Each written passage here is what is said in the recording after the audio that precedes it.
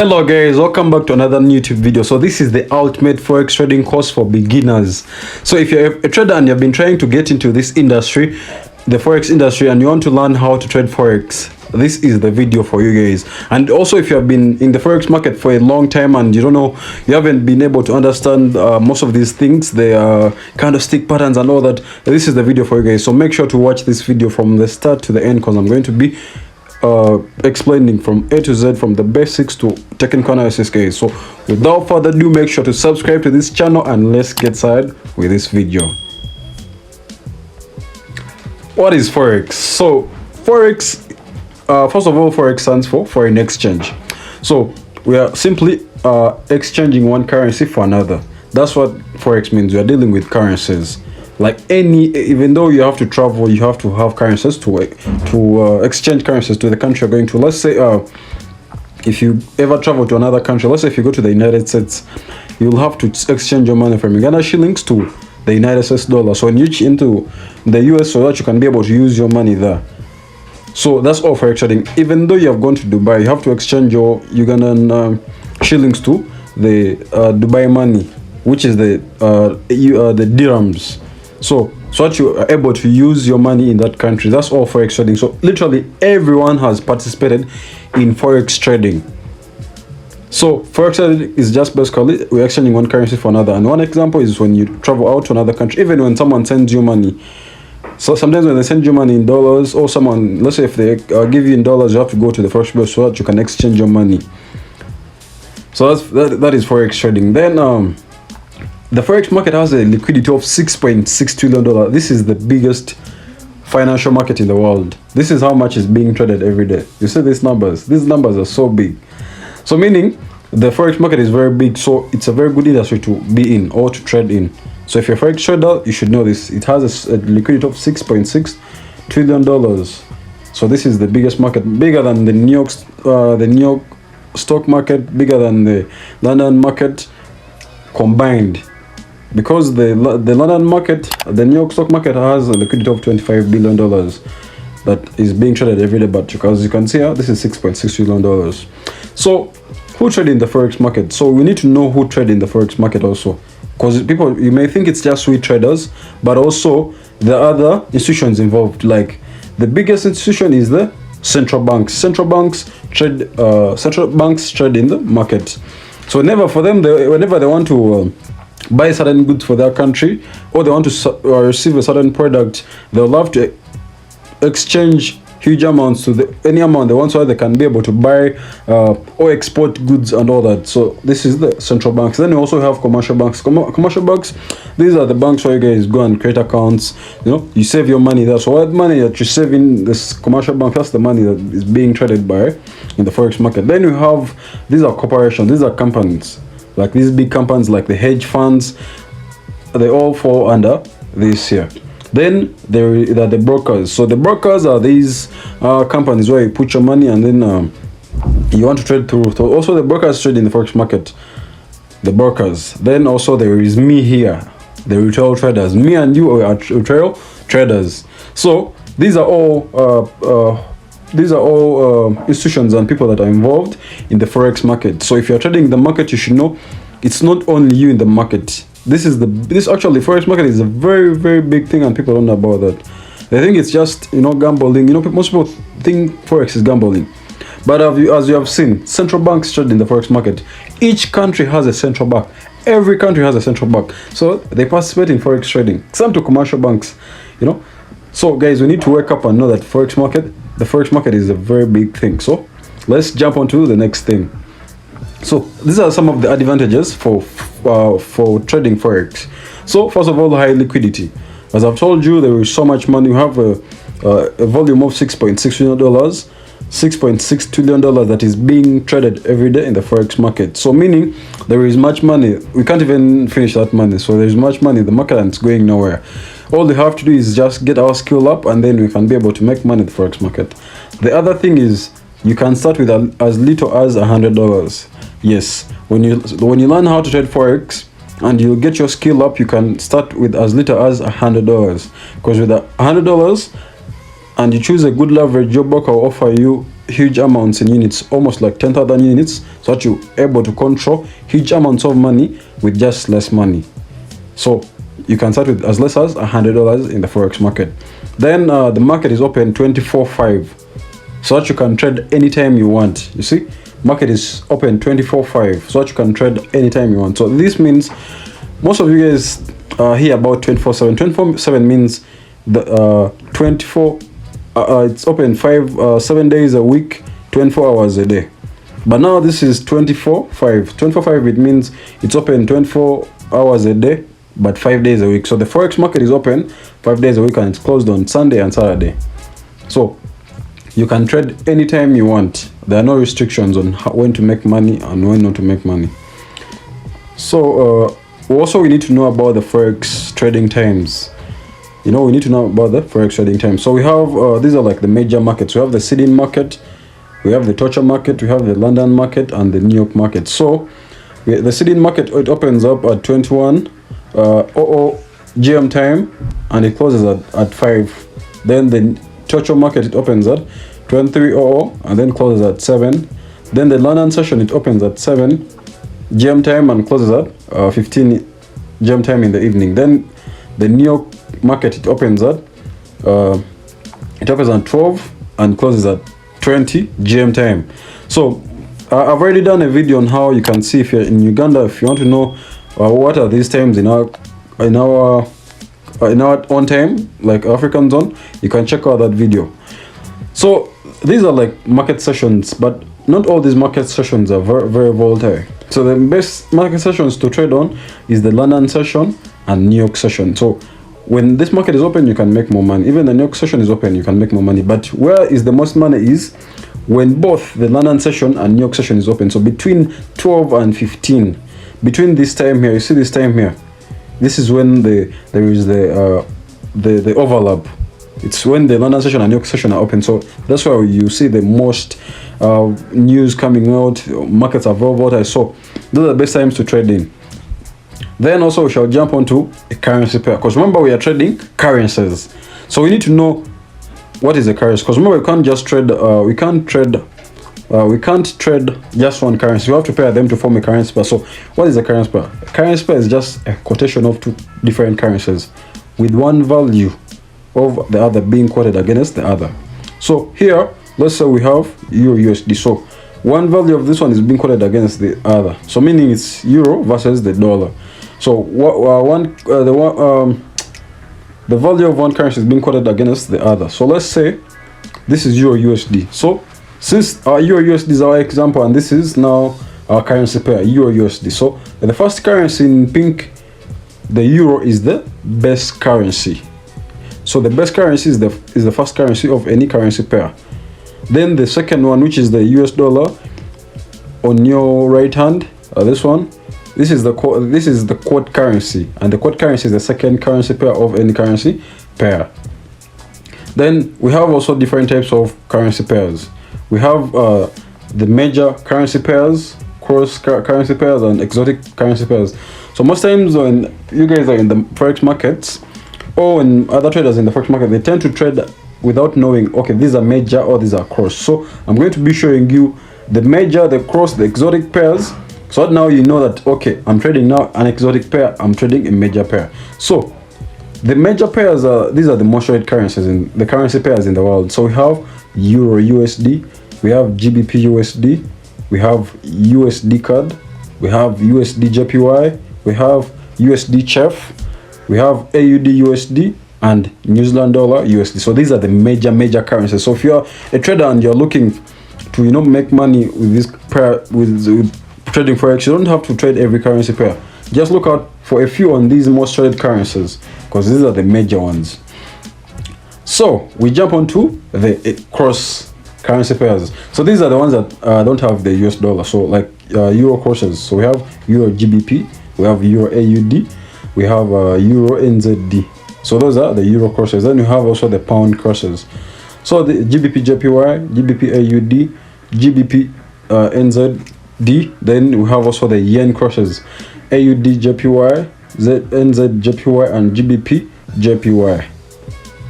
So these are cross pairs.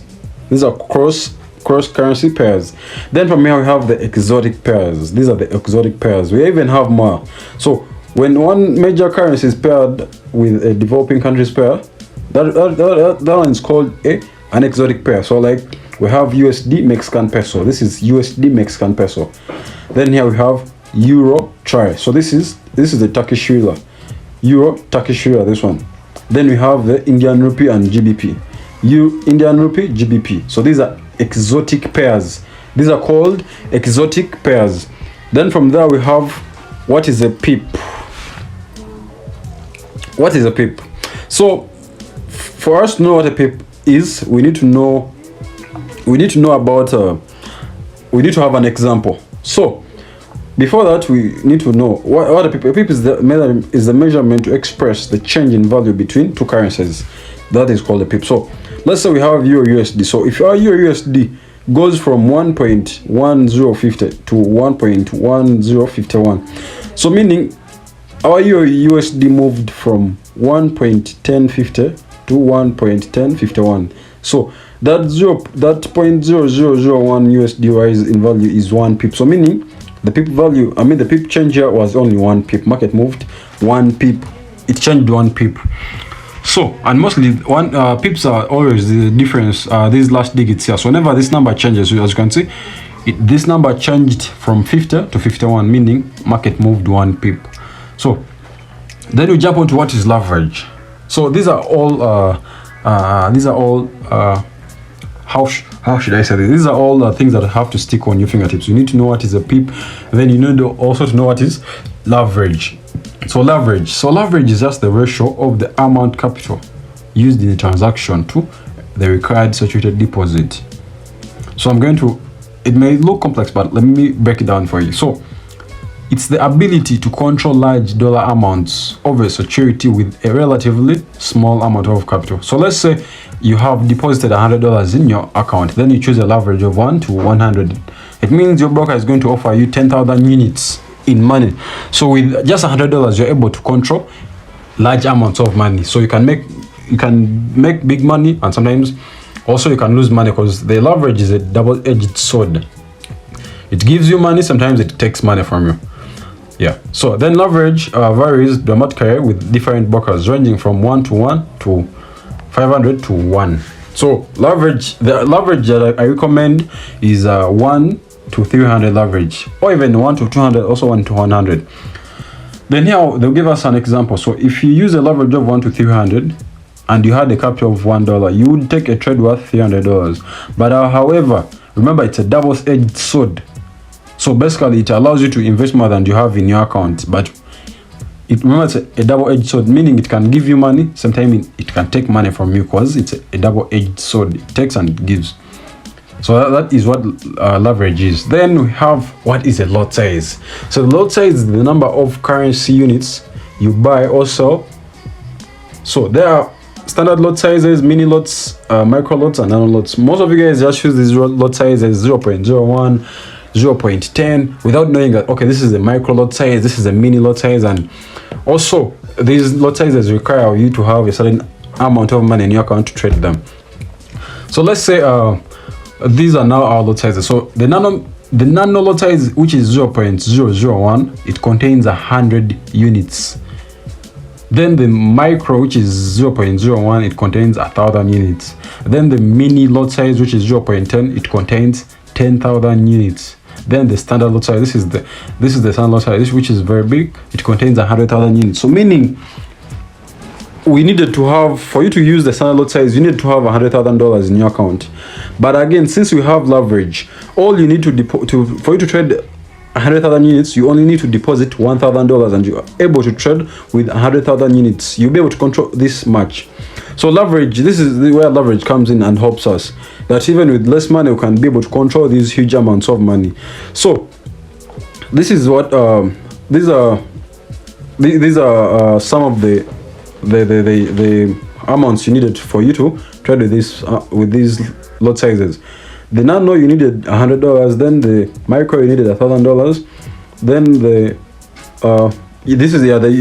then the 0.10, which is the mini, 10,000. Then with the standard lot size, which is 1, you needed $100,000, but with the leverage, we don't need to have that much in our accounts.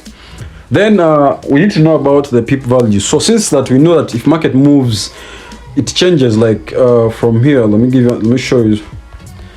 If market moves, since your market moved 1 pip, I'm going now to show you what is 1 pip worth. So I'm going to show you what 1 pip can give you. So with 1 pip, when you use a nano lot size, it will give you $0.01. And then when you use the micro lot size, it will give you 1 cent per pip. But when you use the mini lot size, it will give you $1 per pip, and the standard lot size, it will give you $10 per pip. So when you're using this lot size, you have to be very careful, because they are also double-edged sword. The bigger the lot size, the more money you make, and the more money that can be taken away from your account if the trade goes against you. So, and if you're a beginner trader, I recommend you to use these micro lot size and below. I recommend you to use the 0.10 mini lot size and below, so that you're not over risking, but you're trying to develop your skill. But some people, you tend to use these big lot size on their demo account, and then they trade with those big ones. They trade, but when they come to their real accounts, they can't use these big numbers. So that's where the problem comes in. So you should know that these people, the more pips, the more money. So then we jump on to risk management. So when you're trading in the forex market, even in our daily life, we need to have risk management. So what is risk management? So risk management refers to implementing a set of rules and measures to ensure any negative impact of a forex trade is manageable. So here in forex trading, the biggest thing that all professional traders have, at least they're able to control their risk. Beginner traders, they want to control the forex market, but professional traders want to control their risk management. So if you are able to control your risk management, that is a very good thing, because you won't be able to lose money. But if you want to control the whole market, it means you're not controlling your risk management. So I'm going to give you an example. So even when you have a winning strategy, but without proper risk management, you will still lose, and this is very common. Most of the traders DM me and they told me I have a very good strategy, but I'm not profitable. This, and very many text me that. But the one problem is their risk management is very poor, because even though you have a good strategy that works, but when your risk management is poor, you can't make any money in the forex market.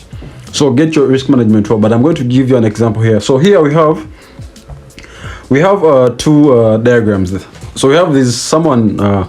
So this one is taking small steps, but again he's up there. But again we have also this lady here taking big steps, but she can't jump onto the other ones because the steps are so big. So it's the same as forex. So most of the forex traders, when they come into the market, they want to over risk. So this is over risking. With the over risk, and they close losses randomly. This is how much they lose. So they reach a time where they can't go even any further. But now, since this one risks small, they have a stop loss, and then they have a certain target they are willing to lose. Still, when they lose, they have a target they lose, but when they hit profits, it takes them up like this, you see. But again, when you don't have a stop loss, you close randomly, you blow up your account. But here you won't blow up your account because you have a stop loss. You keep on going up. So that's why a stop loss is very vital, and risk management. Then from there we jump onto the market orders. We have market orders. So a market order is an order to buy and sell, or sell at the current market price. That's what the market order means. If it's a buy, it means you're buying at the current market price. If it's a sell, it means you're selling at the current market price. So let's say the Euro USD is currently trading at 1.2140, and the ask price is 1.242. So if you wanted to buy at the exact price, you would click buy, and your trading platform would instantly execute the buy order at the exact price. So it means if you want to buy to buy at the current market price, you just press buy on your MT4 or on your MT5. But if you want to sell, it means you just press sell. So if you press sell like this, it means you have sold or bought at the current market price. That's what the market orders mean. Then from there we have the limit order.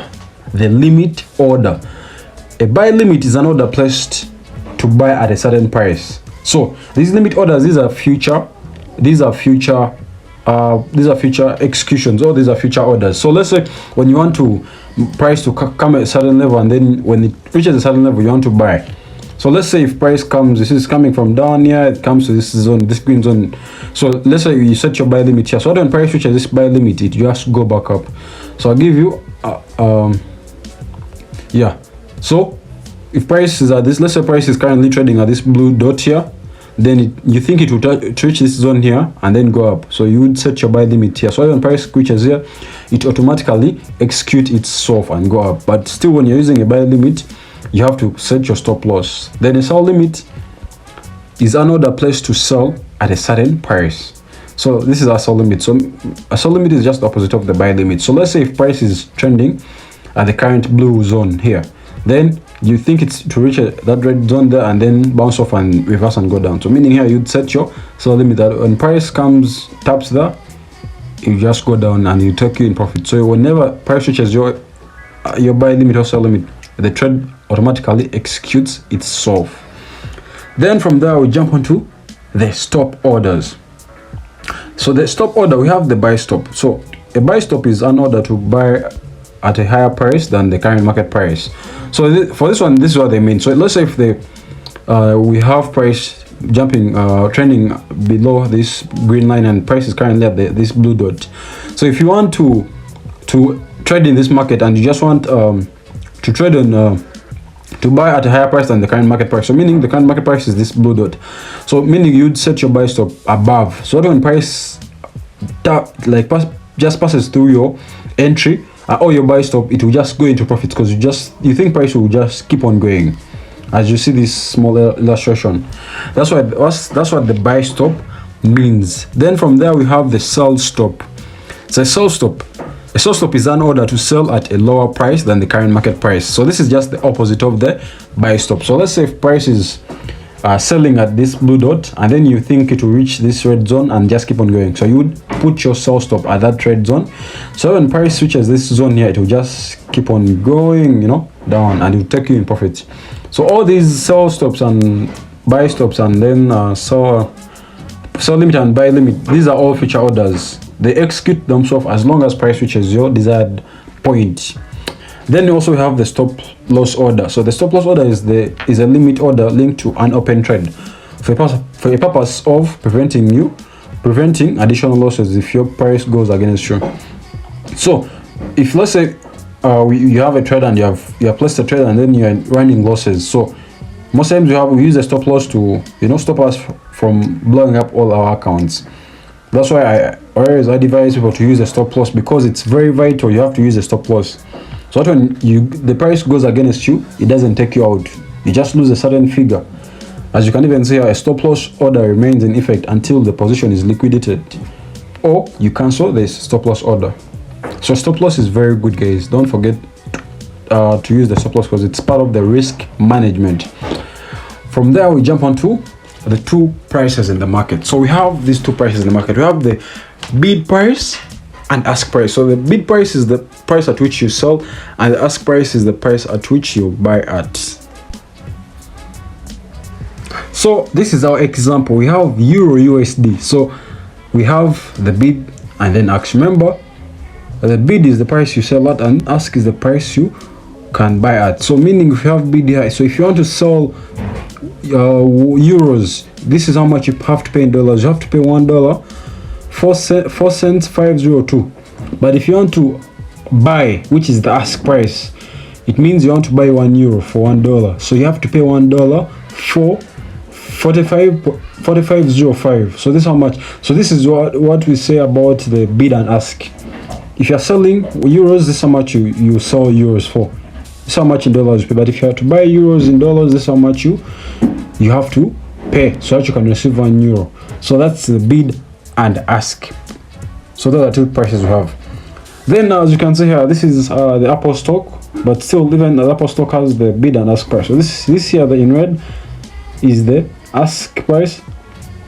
It's the this is the ask price here in blue, and this is the bid price. Remember, bid means sell and this means buy.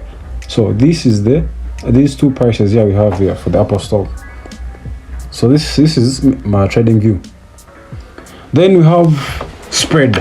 What is a spread?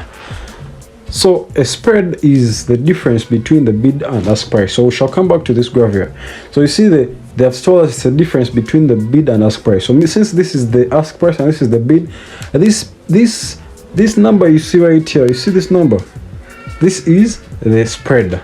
This is the spread. So the bigger the spread, the more money the brokerage takes from you. So as you see, this is Euro USD. So this is our ask price and this is the bid price. So this spread is more of a transaction cost.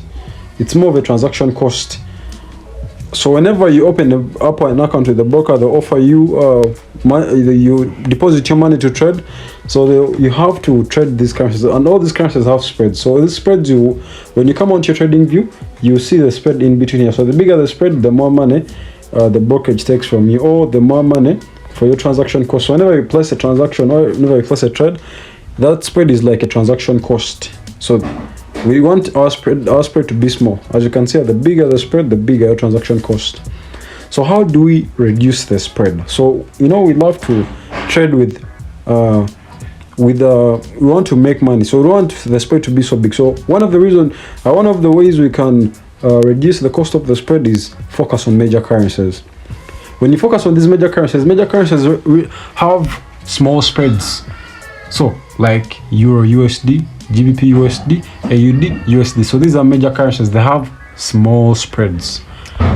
Then also trade the higher time frame, so the cost of your spread is lower. So this is very good. When you're trading on the bigger time frames, the cost of your spread is smaller. But if you're trading on the smaller time frames, the cost of your spread is high. And also the other thing, look out for brokers that offer good spreads. The broker I'm using is Xness. Sign up check the link below and sign up with Xness. And before you go any further, make sure to subscribe and let's continue with this video. So we have types of traders. So we have different types of traders. So we have the short-term traders, medium-term traders, and long-term traders. So we shall start with the short-term traders. So what are short-term traders? Short-term traders are traders that trade on small time frames, below 1 hour, 1 hour and below. These are traders that they only target 5 to 50 pips in the market, and these are traders that hold their trades for less than 3 days, and most times 1 day and below. So those are called short-term traders. So if you're a forex trader and you're a beginner trader, you need to look for. You have to decide: are you going to be a long-term trader, a medium-term trader, or a short-term trader? So then we have the medium-term trader. So the medium-term traders are traders that trade between 1 and 4 hour time frame. So they trade on 1 and 4 hour time frame. Then their potential target is 50 to 200 pips for medium-term traders, and their holding time, they hold trades for more than 3 days. Those are mid-term traders. Then we have the long-term traders. So the long-term traders, you can call these the swing traders. These are the ones that hold trades on 4 hour time frames, daily time frames, and then monthly time frames. That's where they trade from.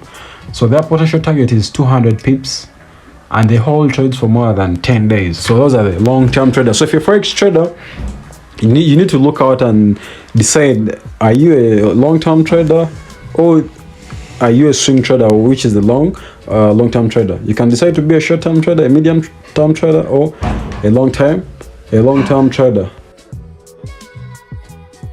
From there, we jump on to technical analysis. So when we reach on technical analysis, now we have really ventured in. Now this is like we have entered in. Now we're going to look at charts. So to understand technical analysis, we need first know what does technical analysis mean. So technical analysis, so this is the framework in which traders study price movement. So this is the framework in which we just study price movements by looking at charts, by looking at the charts. So the idea is that the person can look at historical price movements, and based on the price action can determine at some level where the price will go next. So with technical analysis, we just look at the charts. We can even look at historical past data, that then we can decide where market will go next. This is all technical analysis. And with technical analysis, we have 3 components. We have 3 components that we follow. So when you're a forex trader and you're a beginner trader, focus on 3 components when you're trading technical analysis. So the first component is market structure. What is market structure? So market structure helps you to define the current market conditions so that you know whether to be buying or whether to be selling. So with market structure, you can know when to buy and when to sell in the market. So the first type of market structure is called the uptrend. The uptrend, here we look for only buying opportunities since the market is going to go up and on an uptrend. So this is how an uptrend looks like. So as you can see, when the market is up in an up, like when the market is coming up like this is an uptrend. So on an uptrend, and you can see this is New Zealand NZD USD. This is a daily time frame. So in the market, for a market to form an uptrend, it has to form higher highs and higher lows. So this is what we mean. See from here, this is a high low, higher high, high low, higher high, high low, higher high, high low, higher high. So the market keeps on forming a series of these since it's going in an uptrend until the previous high low is broken. So if this high low, if market breaks this zone here and it breaks it, then it means you're going in the reversal. But all you need to understand with the uptrend, and when the market is going in an uptrend, it forms higher highs, high lows, higher highs, higher lows. And how do you trade this market? We have very many videos we have done on the Brazil FX on how to trade this uptrend, but I'll take you through some. So most of the times, since this is a high high and this is a high low, high low, so most of the times the market, whenever it comes to a high low, it's just retesting. As you can see, this is an impulse move. I'll zoom in well so you can see. As you can see, impulse move, retracement. So this impulse move, so we love to take trades whenever the market retraces. So where as the market retraces, look here, this retracement, retracement, retracement. So meaning we take trades whenever market reaches the swing low, these swing low points. So the market comes here, we look for buy. Remember, on an uptrend, we are only looking for buy setups only. We don't look for sells, we only look for buys. So we take trade here, we take trade there, we take buy trade there, buy trade, buy trade, buy trade there. So this is the uptrend market. So if you want to know more about the uptrend market, check out TradingView and then it will give you more analysis. Then we have the downtrend. On the downtrend, we are looking for sell opportunities. So the downtrend, this is a market that is coming in a downtrend. So how does the downtrend form? When a downtrend is forming, it forms lower lows and lower highs. Lower lows and lower highs. So as you can see, this is Euro AUD daily time frame. As you can see, this is a downtrend. You see market is coming down, but as it's coming down, it has to form a series of, you see here, this is a lower high, lower low, lower high, lower low. The reason why this is a lower low, because it's lower than this one. Then again, this is a lower high, this is a lower low.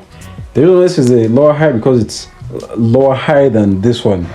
You get, so this was high, this is now low. So meaning this was a lower high, then this is even a lower high, like it goes down.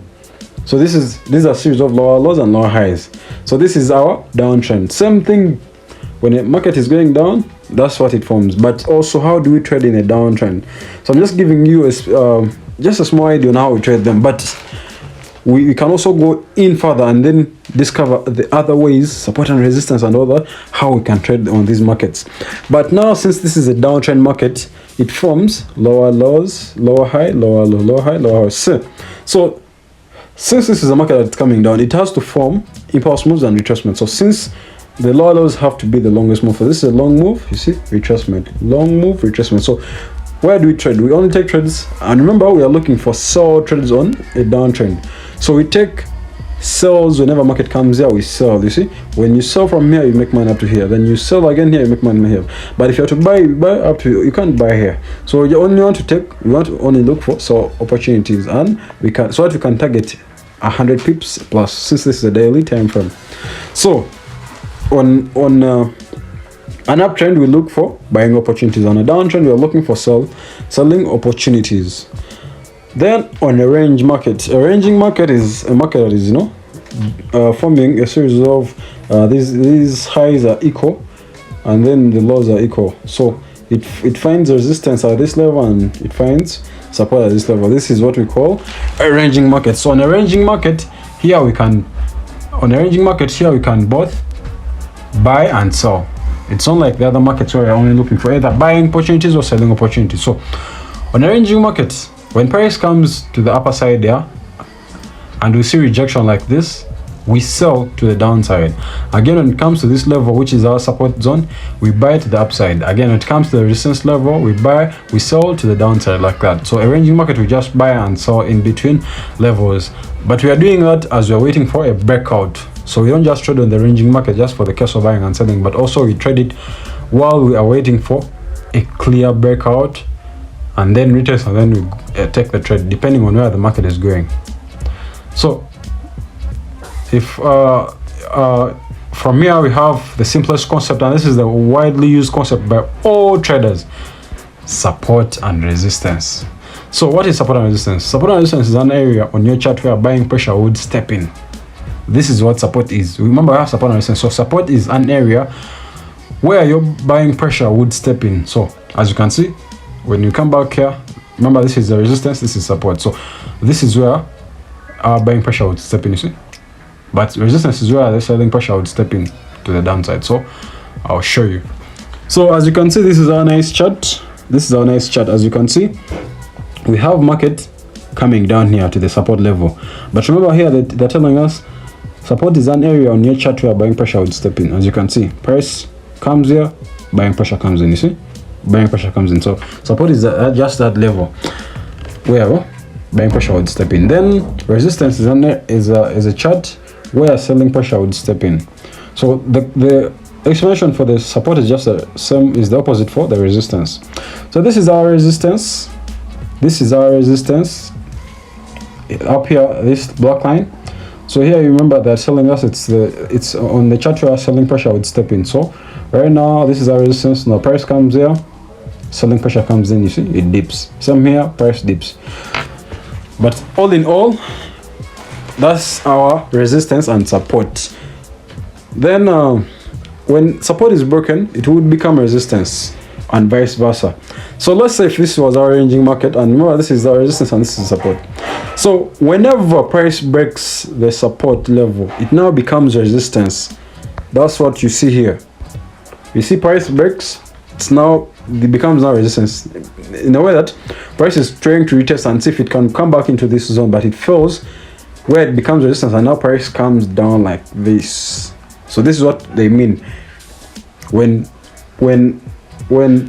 support is broken, it would become resistance. Then it's just the opposite for when the resistance is broken, it would become support. So this is what they mean. You see, we have a ranging market, ranging. Then after we have a breakout where the resistance is broken, now it becomes support. As you can see, price breaks, then it wants to just find support so that it can keep on going up. So this is support and resistance.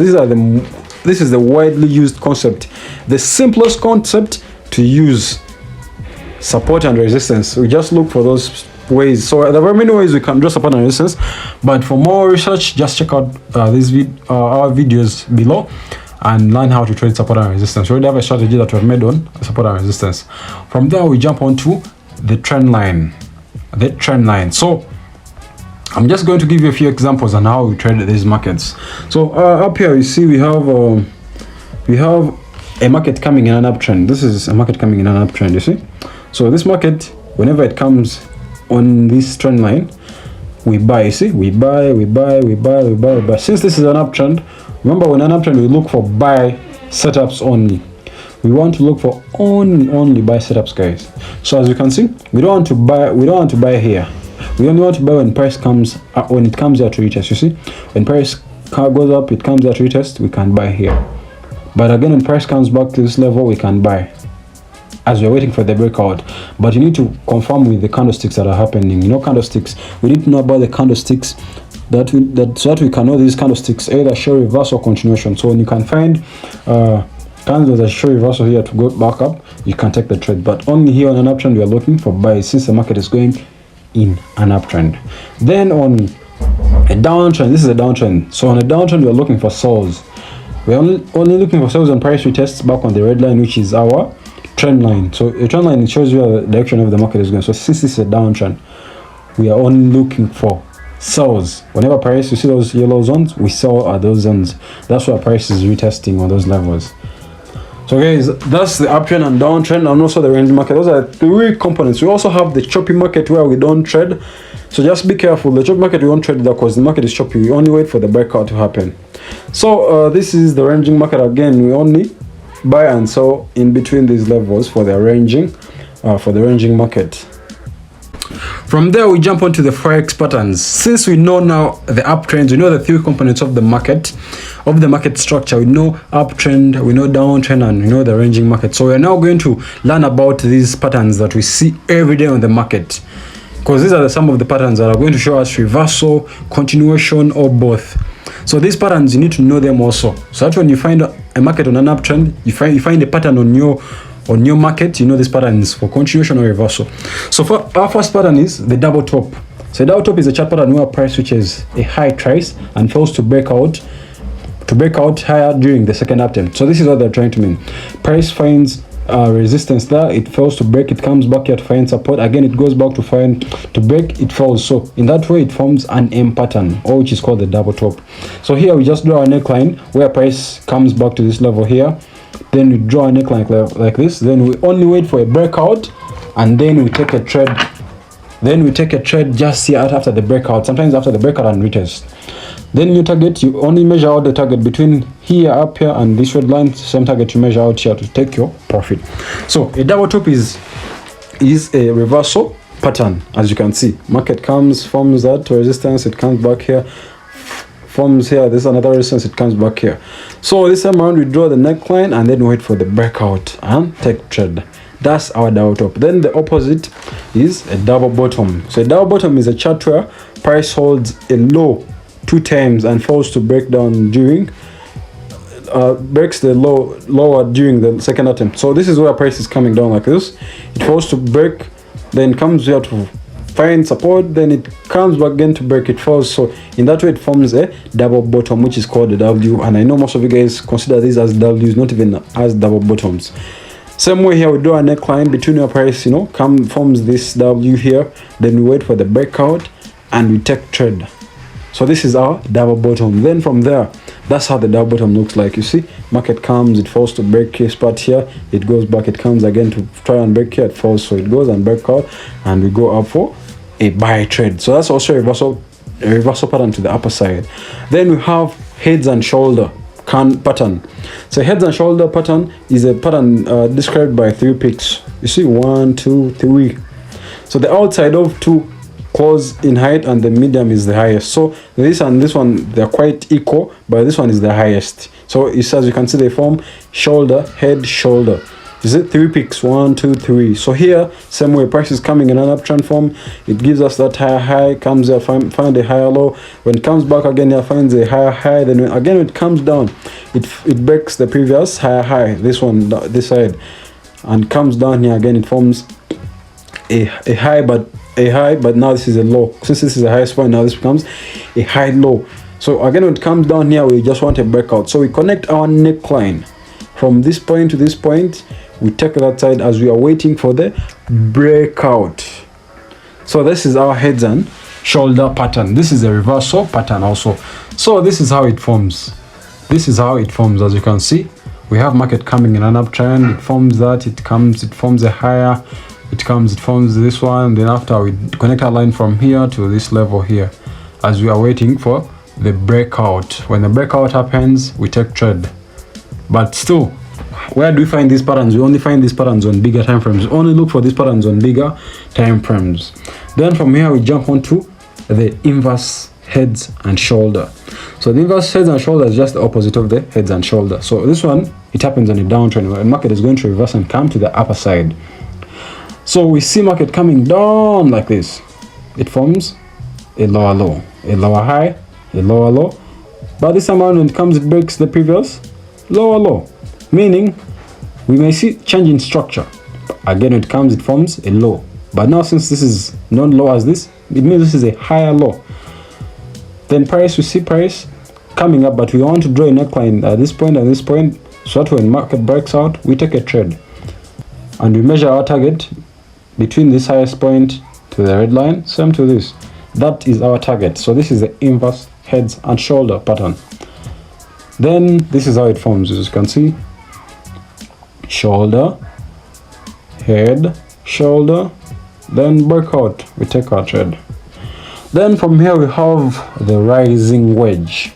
So the rising wedge, so this is a pattern formed by drawing and ascending trend lines, one representing heights, another representing lows. So this is how we draw it. We draw one trend line like this, another trend line up here. So when you draw both of those trend lines, they form a pattern called a rising wedge. You can see it's rising, it's going up. So when we have a rising wedge, the market has to reverse and drop to the downside because it's a rising wedge, and that rising wedge represents a reversal. So this is how it happens. You see, we have market coming in an uptrend. So remember, we draw two trend lines like this to form a rising wedge, and you have market falling. And also we can have divergence while trading on the rising wedge. So we have divergence showing market it's coming down like this, and on our pattern here we have market showing that it's coming up. So we have this sign where market showing is coming down. So divergence also is a reversal strategy, or it's a reversal sign. From there we have the falling wedge. Excuse me. The falling wedge is it's a pattern that's formed also by drawing descending trend lines, one representing the highs, another one representing the lows. So this is our falling wedge. This is how it forms. Somewhere the falling wedge is a reversal pattern to the upper side. When you say falling wedge, you know market is going to reverse and come to the upper side. So this is where it happens. You see, falling wedge, both are two trend lines. So when you see such a pattern in the market, no market is going to reverse and come to the upper side like this. Another thing, we have divergence. You see, we have divergence. So we have divergence here on our RSI market showing us that it's coming up, and on our market shows it's coming down. So this is divergence, and it happens in the same zone here. So this is a reversal pattern here, and this is a reversal. This is a reversal sign, which is called divergence. So when you see that, which is called the falling wedge, you know market is going to go up. Then from there we have the bullish flag. A bullish flag. This is named due to its similarity to a flag on a flagpole. So this is a bullish flag. A bullish flag forms when when you have this impulsive move to the upside. Then we have this zigzag. You see, zigzag. Then again we have a breakout. So meaning we only want to identify this big move here, then we identify this which acts as our cloud. So here we just draw two trend lines coming to the downside like this. I'll show you. So this is what we want. We want to have this move here, and we want to have market coming like this. So when you have this in the market, we wait for only the breakout. Even recently we had something like a ranging market on USD chef 4-hour time frame. So what made the market break out was the flag. We had the flag pattern, but I don't know if most of you guys saw it. So market broke out and started going up crazy. So something here, when we want to measure our take profit, to measure from here to this level up here. Something we measure out here for the breakout and take our profit. So this is a bullish flag. Whenever you're using all these patterns, you have to make sure to use stop loss and take profit. If you don't use that, you'll be taken out. The opposite of this one is the bearish flag. The bearish flag is a chart pattern that is formed by two declines separated by a brief consolidating replacement period. So for this one, we have price coming down, you see, coming down, then we have this zigzag. It's like price is trying to retest, to retest and it wants to go back up, but it falls. Since we draw our two trend lines, so price now starts ranging in between here as we're waiting for the breakout. When the breakout happens, we sell. So the bearish flag, we saw this is a continuation pattern to the downside. As you can see, it happens when price is coming down like this, then we have this retracement. So we draw out the retracement and then wait for the breakout. When the breakout happens, we take trade here and then come down all the way. So most times you measure the distance between here to measure your target, because price has to form this first move, which was its previous flagpole or raise. So take that in mind. Then from there we have the bullish rectangle. The bullish rectangle, this is one of the most simple patterns, forex patterns, because it's forming more of a ranging market. You see, it forms more of a ranging market. I'll show you. You see, the price comes into this zone here, it falls to break, which makes this a resistance level, then comes again here down to find support, which also makes this a support level. So meaning price is ranging, but this is a retracement. But how we call this, this is this is a retracement, but in the form of a rectangle. So market forms this jumping in between as you're waiting for the breakout. When the breakout happens, we take trade only after the breakout. Don't take trade before the breakout. So that's our bullish rectangle, and you can always measure the distance in between here and here, the two red lines up here and here, to measure your take profit. Then from there we have the bearish rectangle. So this is formed when price consolidates for a while during a downtrend. So we have price coming in a downtrend like this, then it consolidates for a while. You see, after we have a breakout, it's just the same to the range market. We have this, we have the support and resistance. We have price consolidating for a long time, then we have a breakout. So here we only look for sells. See, this is a continuation pattern to the downside for sellers only. So this is how it happens. We have price consolidating for some time, then we have a breakout, and most of these breakouts happen because of these economic events that happen every day. So whenever you're taking these patterns, make sure to look for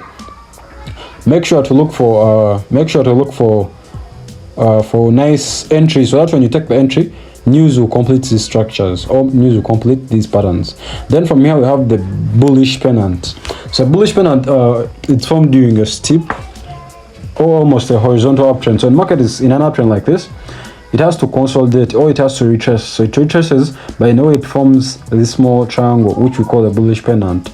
This is how it looks like. We have a steep uptrend, then we have market consolidating sideways like this. Then after here we just draw out our triangle like this as we wait for the breakout. And remember, I told you the breakouts happen because of news. You see the breakout, it broke out because of news. So we take our buy trades.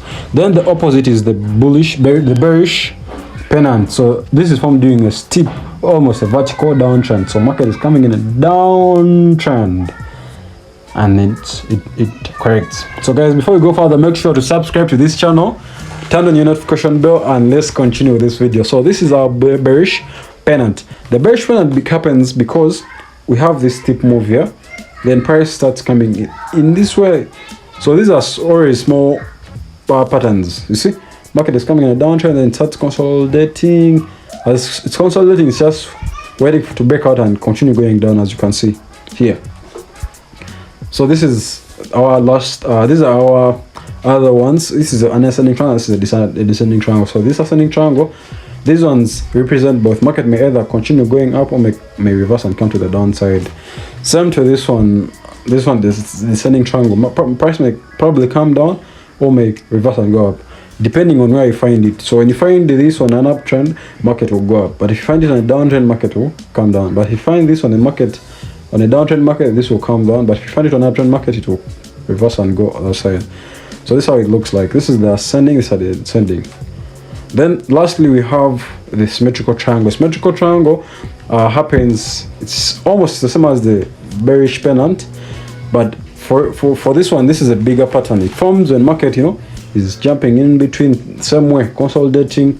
But all these consolidations happen when we are waiting for a breakout, depending on what pattern comes out. So guys, remember, I told you have three components of market structure. Have the uptrend, downtrend, and ranging market. On all of those markets, we find these patterns. And when you find these patterns, you can be able to identify where market will go next. So guys, I hope you have enjoyed this full course video. I'm bringing more and more quality content for you guys. Make sure to subscribe, hit the notification bell, share with all your friends, because we are going to get rich together. We are going to do this together. God bless you guys. See you.